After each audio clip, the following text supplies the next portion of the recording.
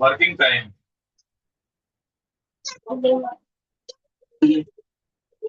मेरा तो 11 घंटा दिखाया था।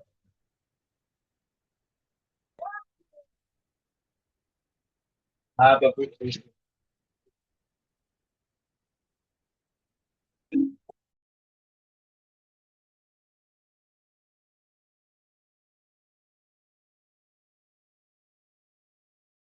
ये शीरिशा कर क्या आ रहा है मम्मी मेरा? हाँ? शीरिशा कर क्या आ रहा है मेरा?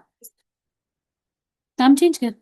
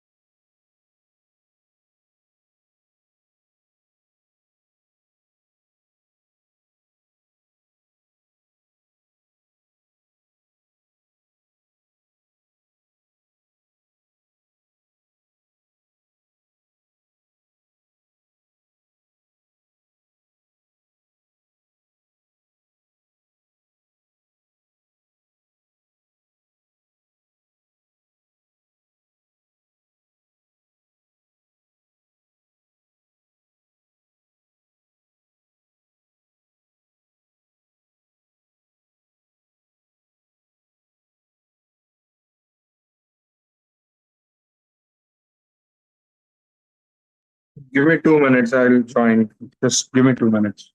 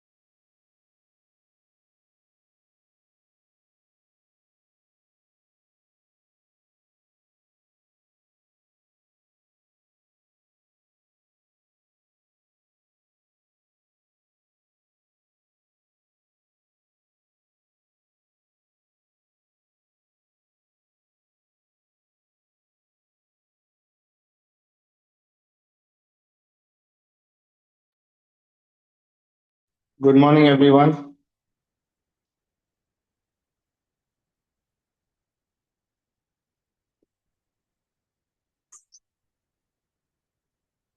Hello, can you all hear me?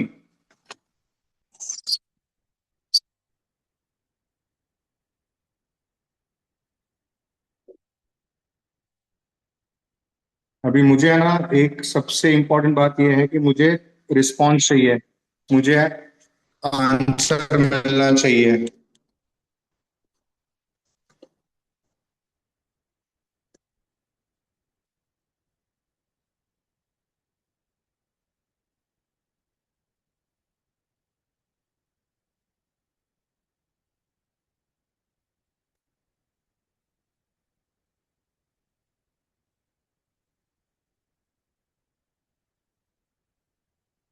तो प्लीज बताओ कहाँ तक हुआ था हमारा, हमने किधर तक किया था।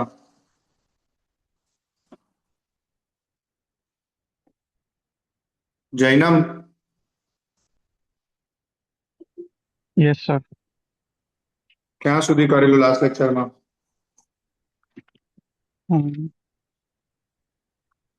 miscellaneous 2.1 एक मिनट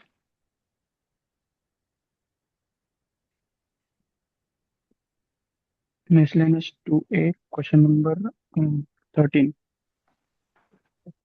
यानी हमने वो सब कर लिया है ना, हमने रो ट्रांसफॉर्मेशन, कॉलम ट्रांसफॉर्मेशन, वो सब हमारा हो गया है। सो अभी हमको सिर्फ इक्वेशंस कैसे सॉल्व करने हैं वो करना है, और वो छोटा सा पार्ट है, वो आधा पौना घंटा भी नहीं लगेगा, ध्यान से सीखोगे आप लोग। Alright everyone, yes sir. मुझे सभी लोग आंसर देने चाहिए, सभी लोगों का आवाज आना चाहिए मेरे को, वरना मुझे ऐसा ही लगेगा कि आप लोग वीडियो चालू रख के भाग गए हो कहीं पर, मतलब मीटिंग अटेंड कर, मीटिंग चालू करके। सो मैं जो जो लोग मुझे बोलेंगे वो सब, मैं जिन जिन का नाम लूंगा वो सब मुझे रिप्लाई करेंगे।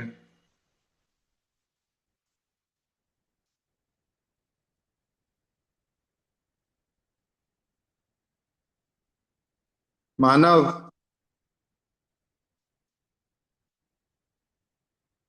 Yes sir. ध्रुव,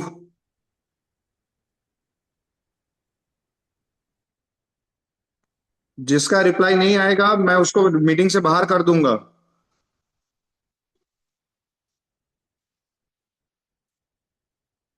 ध्रुव, yes sir.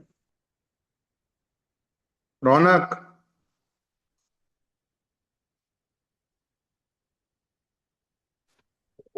Yes sir.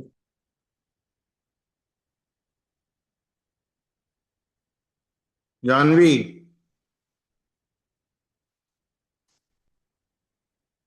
Yes sir. Okay चलो। हम लोगों ने रो ट्रांसफॉर्मेशन कॉलम ट्रांसफॉर्मेशन कैसे करने का वो सीखा था।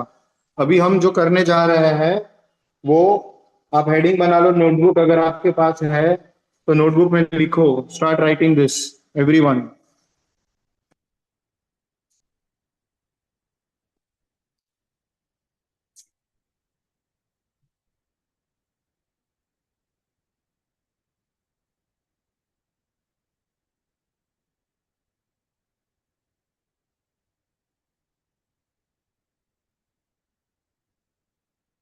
लिखो, टू सॉल्व इक्वेशंस, ब्रैकेट में लिखो लीनियर इक्वेशंस इन टू और three variables.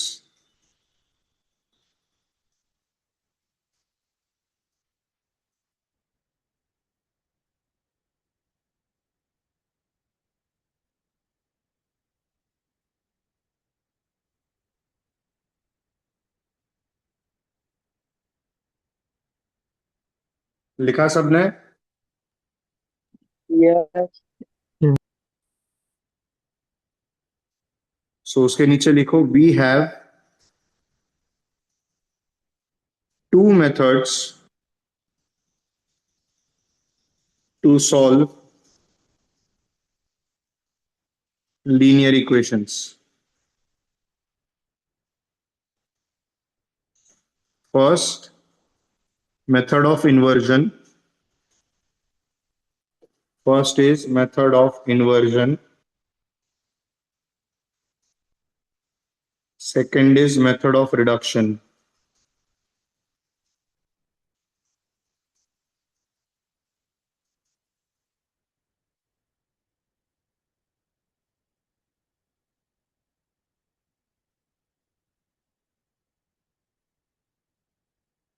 Method of inversion, method of reduction.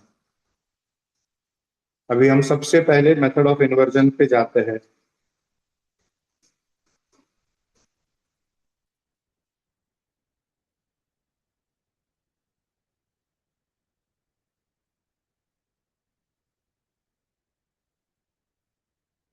चलो क्वेश्चन, ये थोड़ा सा एक क्वेश्चन देखो, समझने की ट्राई करो। सॉल्व करके लिखा है,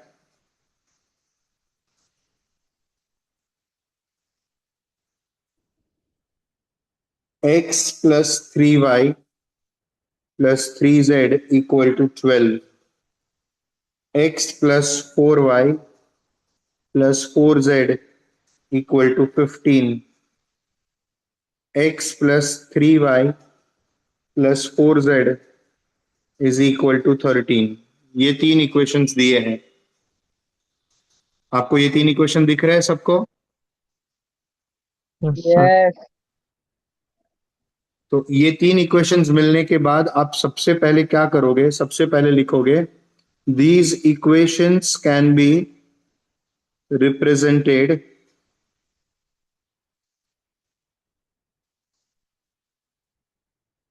इन मैट्रिक्स फॉर्म एज।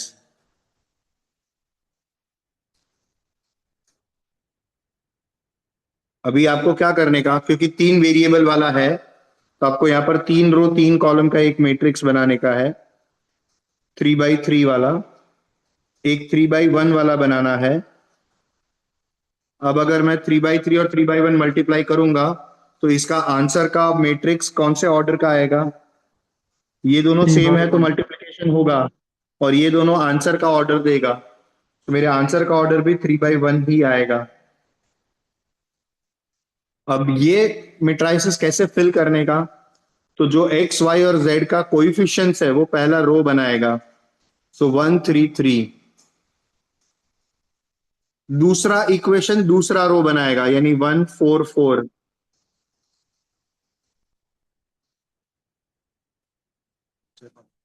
तीसरा इक्वेशन बनेगा 1 3 4। देखो यहाँ पर x का मल्टीपल 1 था, y का मल्टीपल 3 था, z का मल्टीपल 3 था, तो 1 3 3 हो गया। दूसरा 1 था, यहाँ 4 था, यहाँ 4 था, इसलिए 1 4 4 हो गया। x का 1 है, y का 3 है, z का 4 है, 1 3 4 हो गया। समझा सबको? और यहां पर लिखने का x y z is equal to, यहां पर जो कांस्टेंट है वो लिखने का 12 15 13। देखो समझा कैसे इक्वेशंस को मैट्रिसेस में कैसे लिखने का, समझा? Yes, sir. sir. अब हम क्या करेंगे, हम इसको नाम देंगे क्योंकि हम मेथड ऑफ इन्वर्जन कर रहे हैं। Solve these equations by method of inversion, question ये है।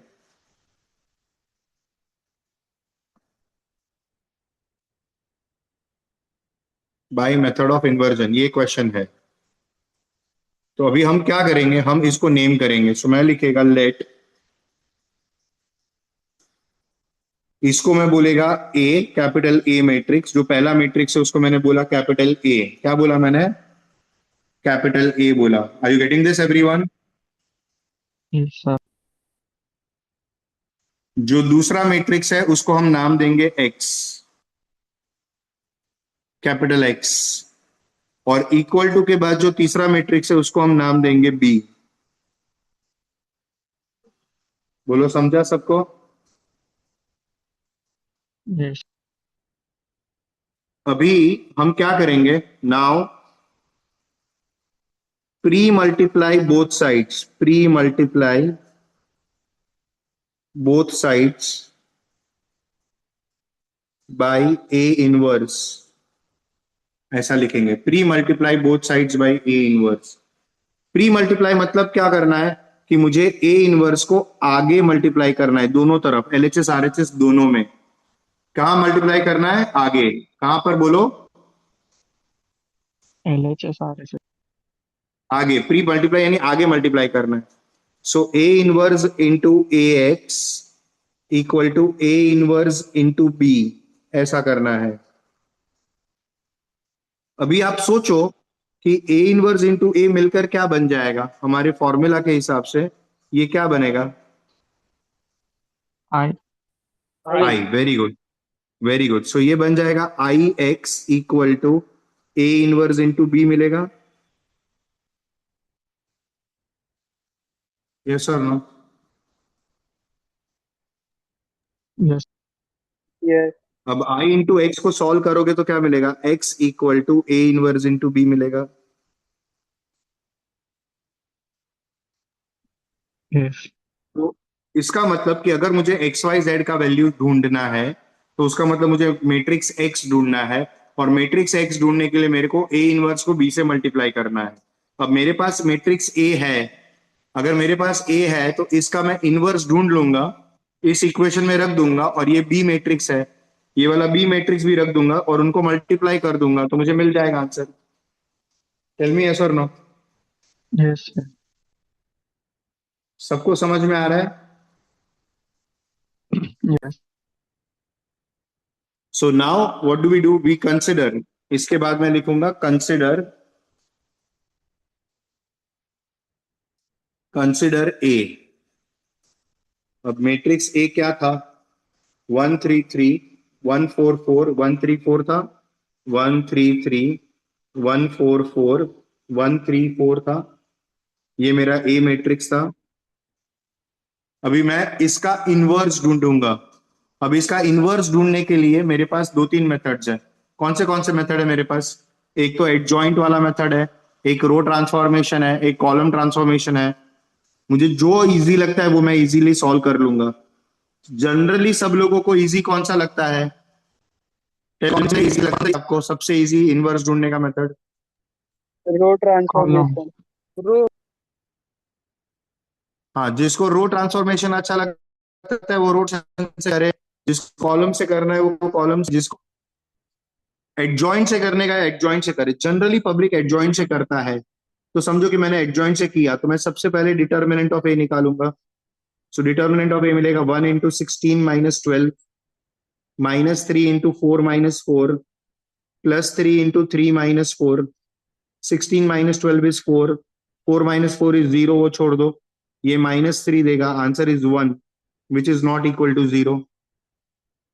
Therefore, A is non-singular matrix.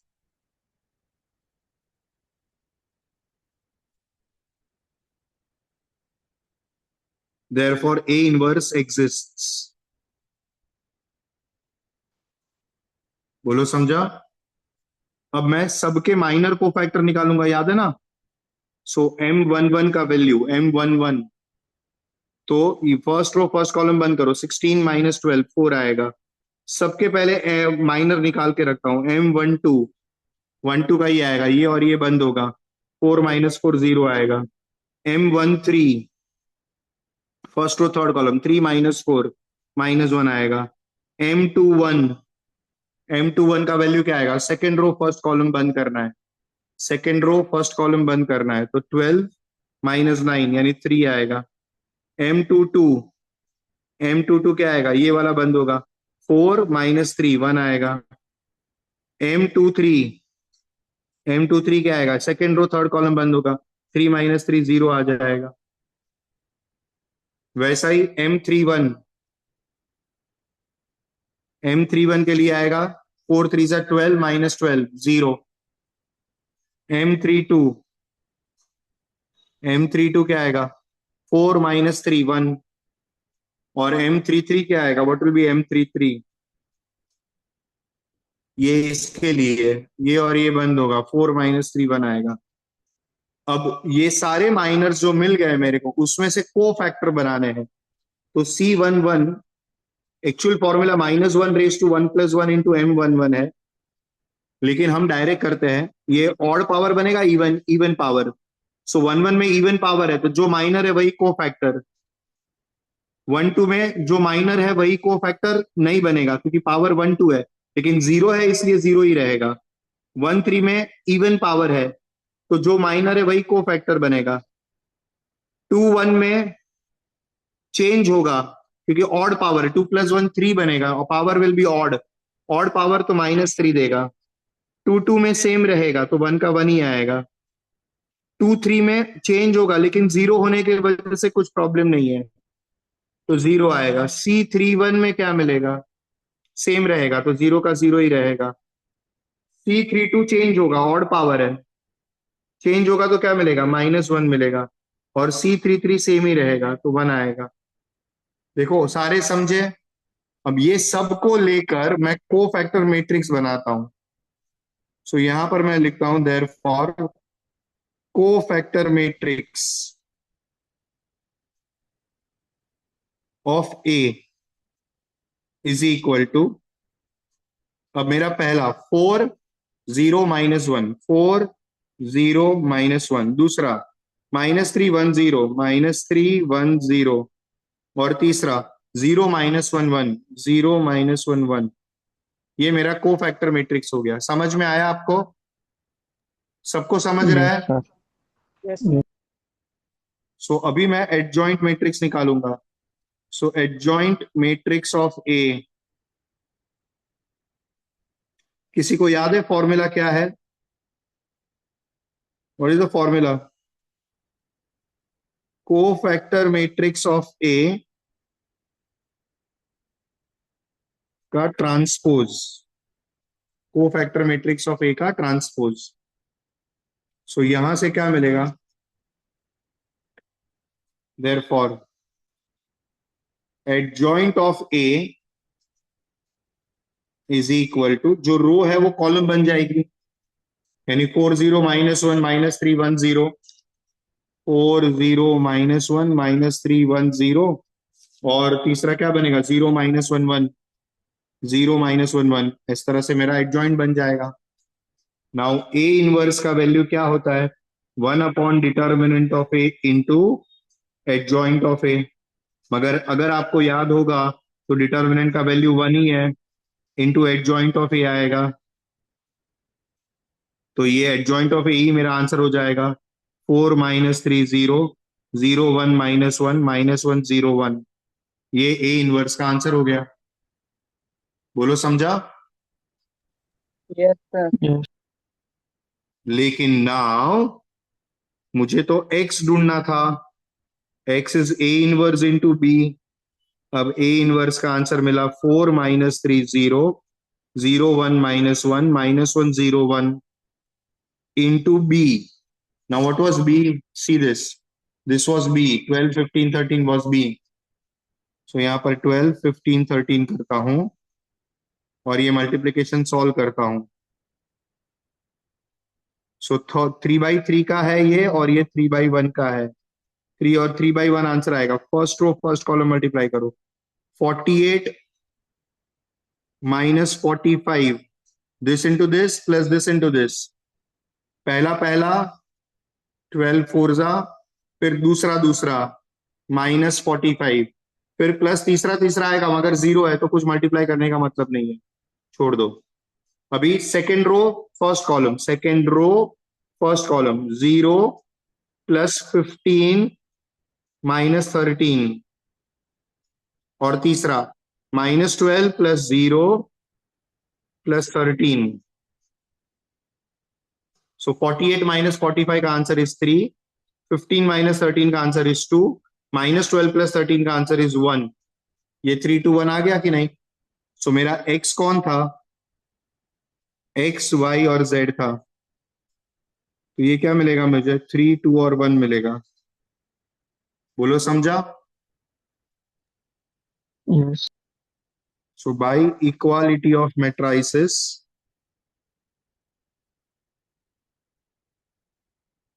x का वैल्यू 3, y का वैल्यू 2, z का वैल्यू 1. बोलो समझ में आया पूरा सम? Yes, sir. चलो एक बार वापस बोलो क्या किया. पहले तो इक्वेशंस को किस में कन्वर्ट किया? मैट्रिसेस में. हाँ, तो अगर 3 वेरिएबल वाला है तो 3/3 3/1 3/1. x के कोएफिशिएंट से पहला कॉलम बनेगा, y के कोएफिशिएंट से दूसरा कॉलम, z के कोएफिशिएंट से तीसरा कॉलम. समझ रहा है सबको? Yes, sir. अभी पहले वाले को a नाम दिया, दूसरे को x नाम दिया, तीसरे को b नाम दिया. ax = b हो गया. फिर pre multiply both sides by a inverse. So अगर a इनवर्स से प्री मल्टीप्लाई करूंगा तो a इनवर्स और a मिलकर तो i हो जाएगा. i इंटू एक्स, मुझे x का वैल्यू मिल जाएगा. x = a inverse into b हो गया. अभी मुझे अगर x ढूंढना है, क्योंकि x ही मेरा XYZ वाला मैट्रिक्स है, x ढूंढना है तो मेरे को a इनवर्स निकालना पड़ेगा और a इनवर्स निकाल के b से मल्टीप्लाई कर दूंगा. तो a इनवर्स ढूंढने के लिए मैंने एडजॉइंट मेथड यूज किया और एडजॉइंट मेथड यूज करके पूरा मैंने a इनवर्स कोफैक्टर निकाला, एडजॉइंट निकाला, एडजॉइंट निकाल के a इनवर्स निकाला और a इनवर्स निकाल के मैंने x में a इनवर्स इंटू b करके आंसर निकाल लिया. बोलो समझा पूरा मेथड? Yes, sir. इस मेथड को क्या बोलते हैं? What is this called as? Adjoint method. नहीं, नहीं, inverse. This method is called as inversion method. क्या बोलते हैं? Inversion method. Inversion correct, method. Method of inversion या तो इन्वर्जन मेथड बोलते हैं. एक और सम करता हूं इन्वर्जन मेथड का, वो देख लो आप. अब मैं थोड़ा 2/2 वाला करता हूँ, छोटा वाला करता हूँ. Now check this out. Solve करके लिखा है उन्होंने. Solve 2x + 5y = 1 and 3x + 2y - 7 = 0. ऐसा दिया है इक्वेशन. दिख रहा है आपको? Yes.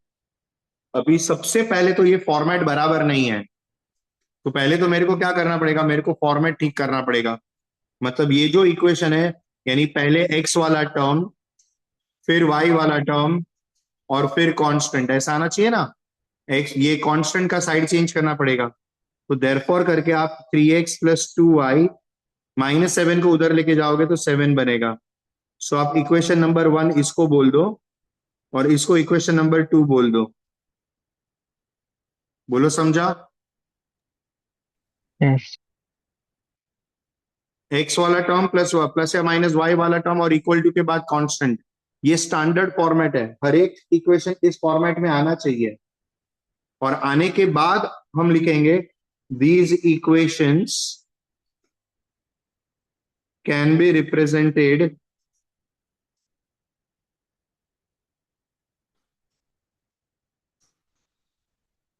in matrix form as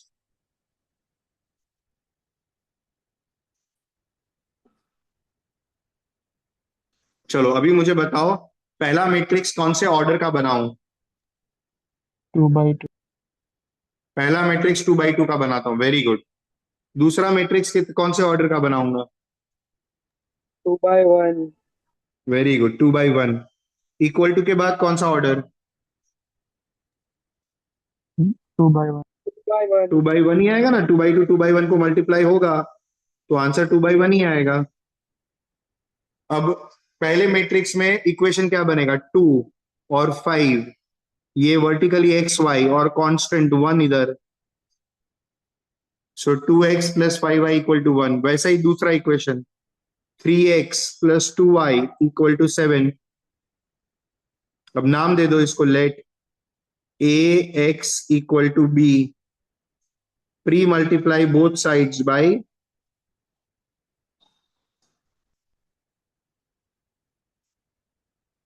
by what, tell me, pre multiply both sides by what। A. Very good, a inverse. So अब मुझे क्या मिलेगा, therefore a inverse into a into x = a inverse into b। दोनों तरफ a inverse को आगे multiply कर दिया। अब ये दोनों मिलकर a इनवर्स into a मिलकर क्या बनेगा, I. i। सो मुझे i into x = a inverse into b मिल गया।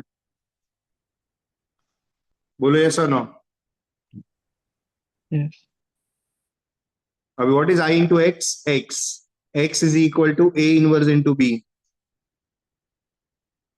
अभी आप a इनवर्स ढूंढ लोगे, वो a इनवर्स ढूंढने के लिए a को कंसिडर करना पड़ेगा, कंसिडर a विच इज 2 5 3 2। अब मैं इसका इनवर्स ढूंढता हूं। अभी बोलो क्या यूज करूं, एडजॉइन करूं, रो करूं, कॉलम करूं, क्या करूं, बोलो। Adjoin.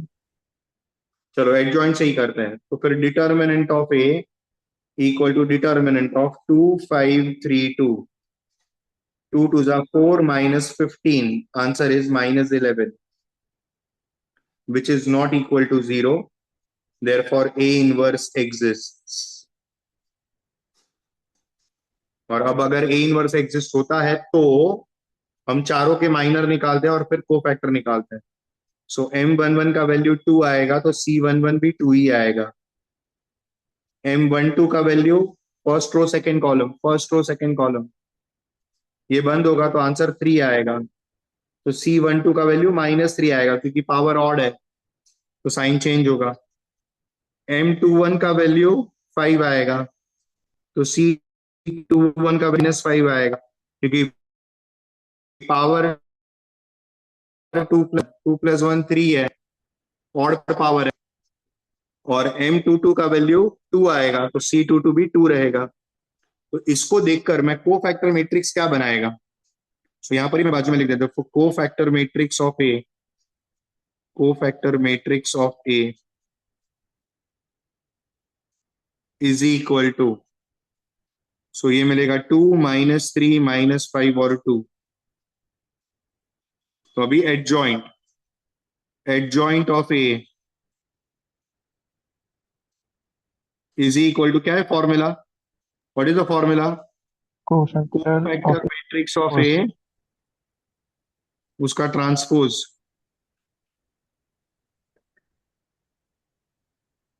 बोलो समझा। तो मुझे क्या Yes. मिलेगा, 2 -5 -3 और 2 ऐसा मिल जाएगा। अब मुझे एडजॉइंट मिल गया, अब मुझे इनवर्स कैसे मिलेगा, बोलो। Formula. क्या है फॉर्मूला, याद करो। A inverse is equal to 1 determinant of A into adjoint of A। So मुझे मिलेगा 1/-11 इंटू एडजॉइंट का आंसर था 2 -5 -3 और 2, ये आंसर था एडजॉइंट का। नाउ A इनवर्स तो मेरे को मिल गया, लेकिन मेरे को तो x चाहिए। x का फॉर्मूला क्या था, A इनवर्स इंटू B था। अब A इनवर्स का वैल्यू 1/-11 इंटू 2 - 5 - 3 2, ये ए इनवर्स का आंसर हो गया, into B. What is B? 17। देखो 17 था कि नहीं? Yes. बोलो, समझ रहा है? सो यहां पर 1 और 7 लिखा, और इसको अभी मैं मल्टीप्लाई करता हूं, देखो क्या मिलेगा मेरे को। 1/-11 इंटू 2 × 1 = 2, पहला पहला दूसरा दूसरा -35, पहला पहला दूसरा दूसरा -3 + 14। सो 1/ में -11 इंटू मैट्रिक्स में मिलेगा -33 और 11। अब ये -11 अंदर डिवाइड कर दो तो मिलेगा 3 और -1। ये किसका वैल्यू हो गया? x का वैल्यू हो गया। अब x क्या था? x और y वर्टिकल था, इक्वल टू 3 - 1 मिलेगा। इसके बाद मैं लिखूंगा therefore by equality of matrices,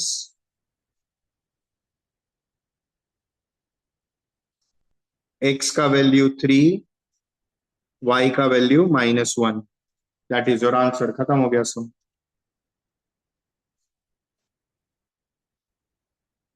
बोलो, समझा सबको? Yes, sir. Yes. सबको पूरा सम समझा? Yes. अभी मैं रिडक्शन मेथड ऑफ रिडक्शन लिखता हूं। Method of reduction. अब ये जो मेथड ऑफ रिडक्शन है वो एकदम छोटा मेथड है। उसमें क्या करना है तो पहले उसका नोट में देख लो क्या करना है। फर्स्ट लिखूंगा मैं, in 2x2 matrix get, in 2x2 matrix get 1 0, only 1 0, get 1 0। Second, in 3x3 matrix get 3 zeros in any 2 rows।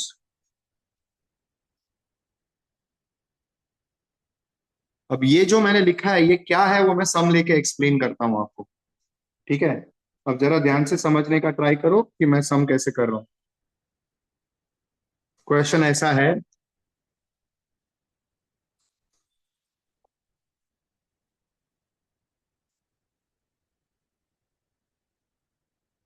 एक मिनट। क्वेश्चन ऐसा है, solve 2x + 3y = 9, y - x = -2। बोलो, समझा? Yes, sir. एक मिनट।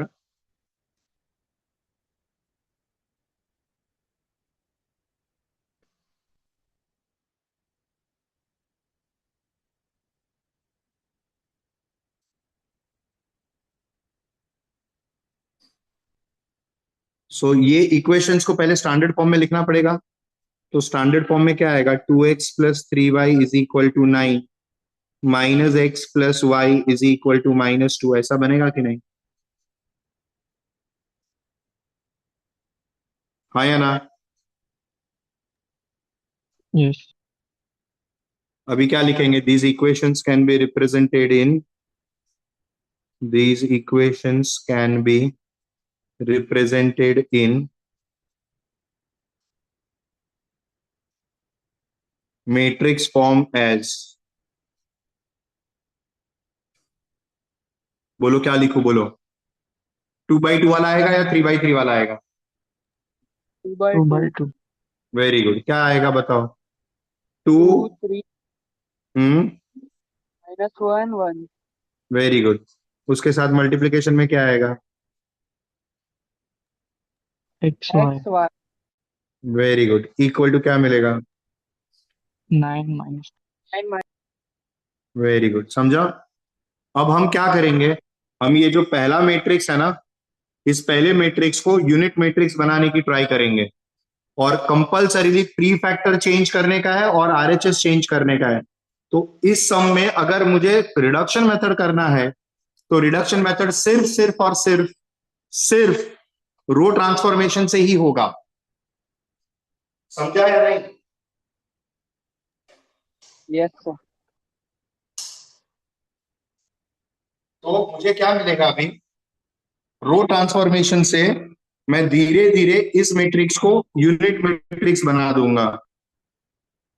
तो यूनिट मैट्रिक्स बनाना है, तो अब आप ये सोचो, यूनिट मैट्रिक्स नहीं बनाना है, मैंने क्या लिखा था नोट में, क्या लिखा था देखो, 2x2 मैट्रिक्स में एक ही जीरो लाना है। आप क्या करो, ये जो चार एलिमेंट है ना, ये पहले मैट्रिक्स के चार एलिमेंट, ये चार एलिमेंट में से कोई भी एक को जीरो बना दो। और आपको पता है कि जीरो बनाने के लिए हम वेयर व्हाट एंड हाउ करते हैं, और उसके लिए वन का सपोर्ट लगता है अपने को। तो ये वन के सपोर्ट से आप इसको जीरो बना दो। समझ में आया? Yes. तो मुझे जीरो यहां बनाना है, तो R1 changes to R1, where का आंसर आ गया R1, +3 है तो -3 with the help of R2। ये मैं परफॉर्म करता हूं, R2 को 3 से मल्टीप्लाई कर देता हूं पहले, पूरा R2 3 से मल्टीप्लाई, यानी ये -3 आएगा, ये 3 आएगा, और ये 3 से मल्टीप्लाई करूंगा तो -6 आएगा। इतना वाला पार्ट मैंने पेंसिल से लिख दिया, -3, 3 और -6 लिख दिया। और अब R1 में से सब्ट्रैक्ट करूंगा, लेकिन R2 चेंज नहीं होगा। तो मुझे क्या मिलेगा, अब मेरा मैट्रिक्स क्या बन जाएगा वो देखो, R1 चेंज होगा, ये -1 1, पोस्ट फैक्टर तो सेम, XY सेम, और यहां पर नीचे R2 सेम, -2 सेम। अब R1 में से पेंसिल से लिखा हुआ सब्ट्रैक्ट कर रहा हूं, 2 माइनस ऑफ -3, 2 + 3 हो गया 5, 3 - 3 हो गया 0, 9 माइनस ऑफ -6 यानी +6 यानी 15। अब मैंने मेरे रूल के हिसाब से 2x2 मैट्रिक्स में एक ही जीरो लाना था, जो मैं इस 2x2 मैट्रिक्स में एक जीरो लेके आ गया।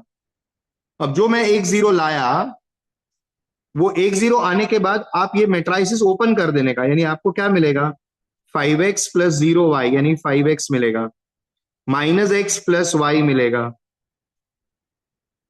इज इक्वल टू यहां से क्या मिलेगा, 15 और -2, बराबर है। अब बाई इक्वालिटी ऑफ मैट्राइसिस एक जीरो आने की वजह से क्या हुआ, मेरा पहला वाला एलिमेंट सिर्फ एक वेरिएबल में बन गया,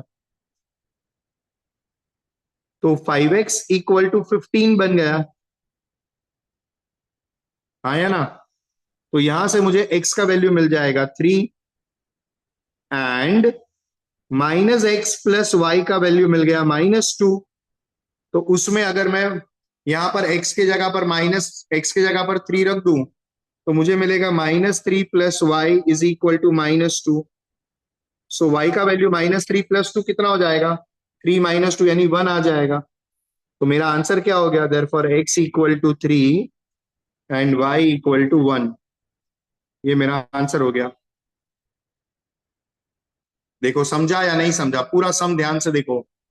पहले मैट्राइसिस को, पहले इक्वेशंस को मैट्राइसिस के फॉर्म में लिखा, 2x2 वाला था तो सिर्फ एक जीरो लाया, और एक जीरो लाके मैट्राइसिस ओपन कर दिया, मल्टीप्लीकेशन ओपन कर दिया। समझ रहा है सबको? Yes, sir. मैट्राइसिस ओपन करने के बाद इक्वालिटी ऑफ मैट्राइसिस से x का वैल्यू मिल जाएगा, एक जीरो मिला, एक जीरो से एक वेरिएबल, एक इक्वेशन में एक वेरिएबल कम हो जाएगा। सबको समझ रहा है? Yes, sir. Yes, sir. चलो अभी नेक्स्ट करते हैं, एग्जाम्पल नंबर 2 करते हैं। 3x3 वाला एक और करता हूं, रिडक्शन का एक और सम करता हूं। रिडक्शन के सम में अगला सम जो है वो है, अरे सेम सम है ये, जो हमने पहले किया था वैसा, जो इनवर्स मेथड से किया था वही। x प्लस 3y, एक काम कर दूसरा लेते हैं, चलो छोड़ जाना भी मतलब।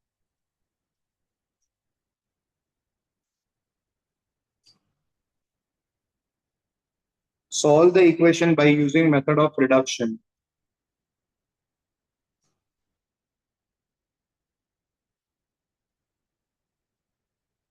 Look at this.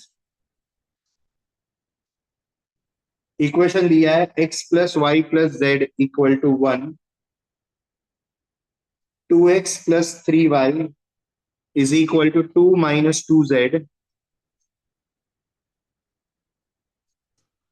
और तीसरा इक्वेशन दिया है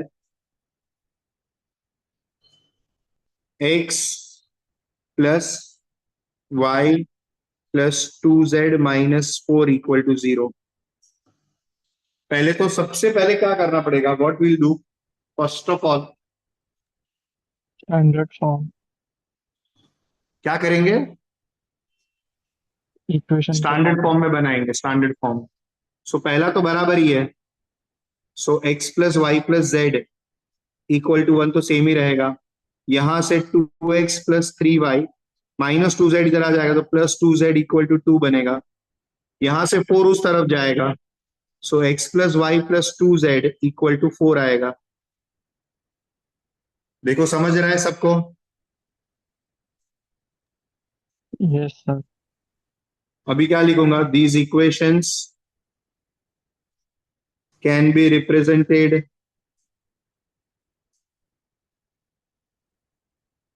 in matrix form as,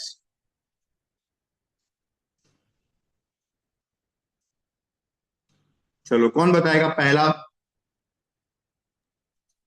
1, 1, पहले 2 by 2 आएगा या 3 by 3 आएगा? 3 by हाँ 3 by 3. 3 by 3। दूसरा क्या आएगा, 3 by 1. और तीसरा भी 3 by 1, ऐसा मैट्रिक्स बनेगा। समझ रहा है।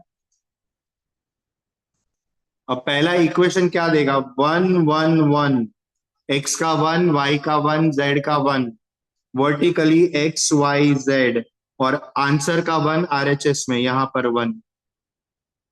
चलो सेकेंड इक्वेशन का क्या आएगा, विधि बोल। 2 3 हाँ 2 हाँ, और 2। Very good. अगला थर्ड इक्वेशन मुझे बताएगी जानवी। 1 जानवी बता। 1 2 हाँ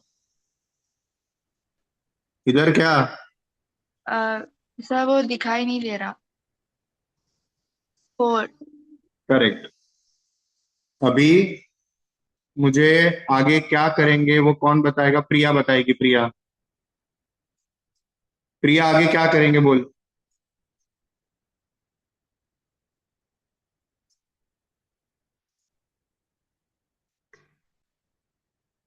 श्रेया बताएगी।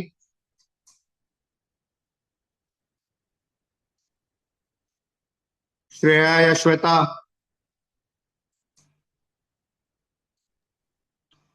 सबके नाम याद रखूंगा जो जो आंसर नहीं कर रहे। प्रिया, श्रेया, श्वेता। 0 बनाएंगे दो जगह पे, एनी टू प्लेस। नहीं पहले उसके, हाँ 0 बनाएंगे दो जगह पे, कितने जगह पे, रो नोट में देखो क्या लिखा है नोट में। Get 3 zeros any 2 rows।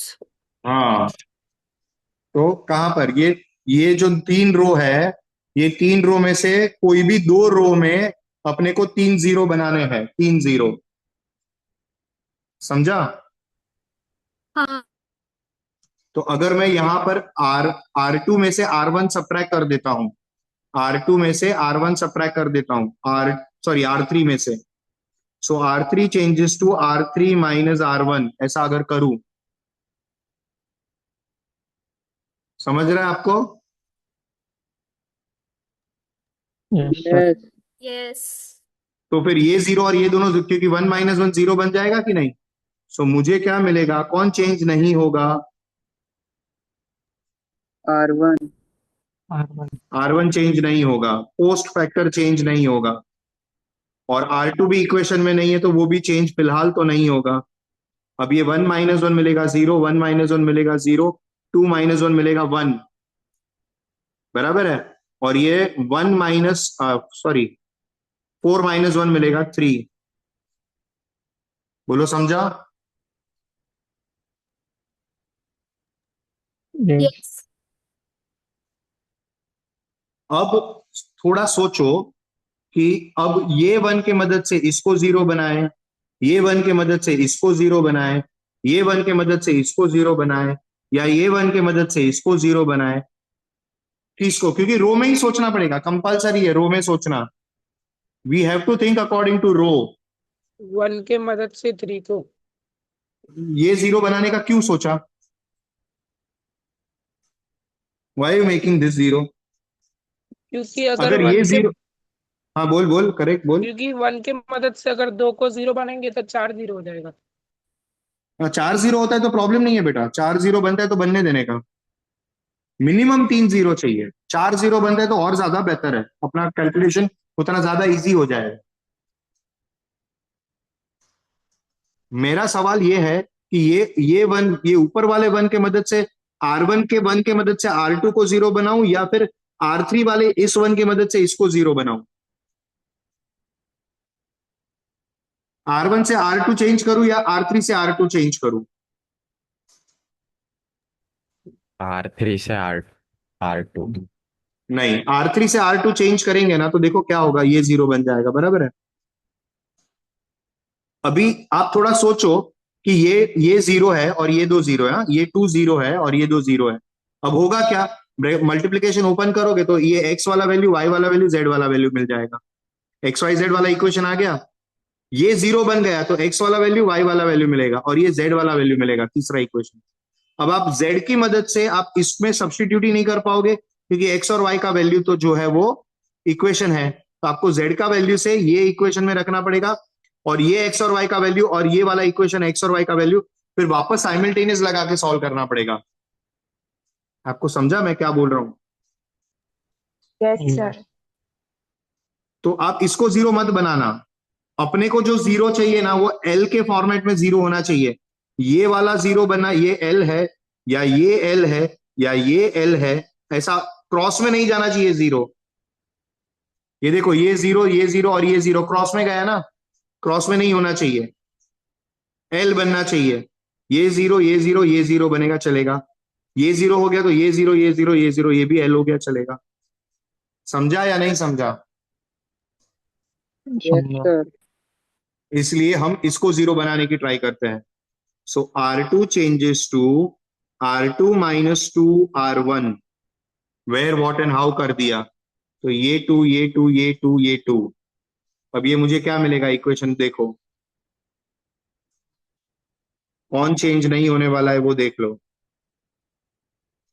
1 1 1 same, R1 same, post factor same, R3 0 0 1 same, 3 same. अब 2 माइनस 2 0, 3 माइनस 2 1, 2 माइनस 2 0, 2 माइनस 2 0, ऐसा बन गया। अभी मल्टीप्लिकेशन ओपन कर दो, अगर मल्टीप्लिकेशन ओपन करोगे तो क्या मिलेगा मेरे को, x plus y plus z, 0x y plus 0z यानी y, और 0 प्लस 0 प्लस जेड, जेड मिल गया, 1 0 3 ऐसा मिल गया। Now by equality of matrices,